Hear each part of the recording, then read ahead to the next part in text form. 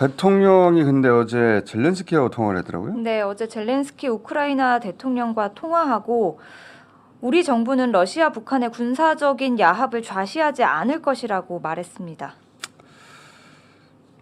뉴스를 너무 가까이 보면 안 보이는 것들이 있거든요. 그럴 때는 잠깐 멈추고, 그러니까 뉴스가 폭포수처럼 쏟아질 때가 있어요.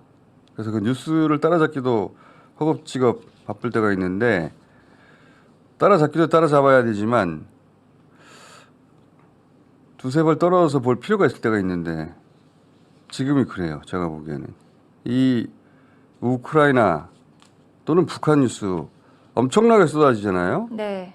예를 들면 뭐 우크라이나 북한군 파병 관련 뉴스는 그렇다 치는데 예를 들면 우크라이나에 왜 가냐 난리난 북한 군인들 이런 기사 있죠. 네, 북한 내부적으로 파병 소식 감추기에 급급하지만 동요가 적지 않다는 언론 보도가 나왔습니다. 어떻게 할까요, 그걸?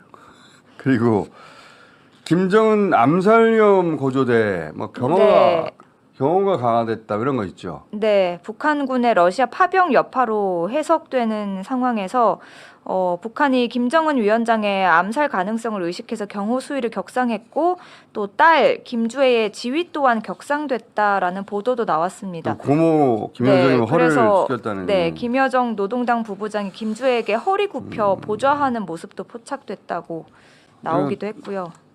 다른 결의 뉴스인데 또 탈북 북한군한테 지원이 필요하다 이런 뉴스도 있어요. 네, 국정원 발표를 인용해서 이제 투항하거나 포로로 잡힌 러시아 파병 북한군이 귀순을 요청하면 본인 의사를 존중해서 긍정적으로 검토해야 된다. 우리 영토에 있는 한 사람이기 때문에 당연히 받아줘야 된다. 이런 기사도 있었습니다. 이 외에도 포탈에 보면 한 절반 정도는 이런 뉴스들이에요. 네, 북한 병력이 러시아로 이동 중이다.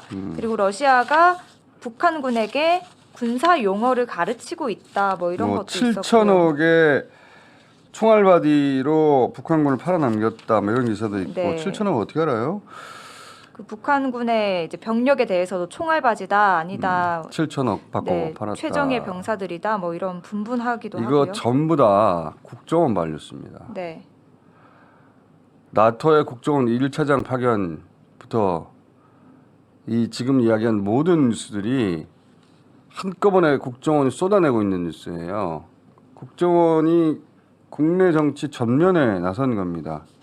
국정원, 안기부, 중정, 국내 정치에 관여했던 오랜 역사가 있긴 했지만 이렇게 대놓고 자기들이 전면에 나선 적은 한 번도 없었거든요.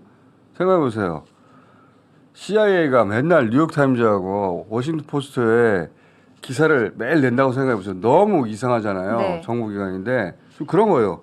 국정원이 뉴스를 계속 생산하고 있어요. 계속. 이런 적은 단 한 번도 없었고 다른 나라에도 없는 일입니다. 국정원 여기서는 국방부가 발표할 것도 있고 다른 부처가 발표할 것도 있거든요. 모조리 다 국정원 발이에요.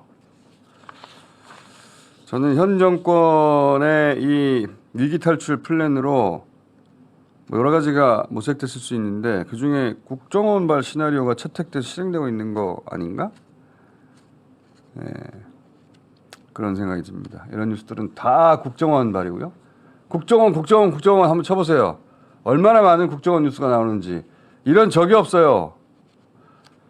국정원 주도에 국정원이 무슨 국정 홍보처처럼 나와가지고 뉴스를 얼마나 많이 쏟아내는지. 이거는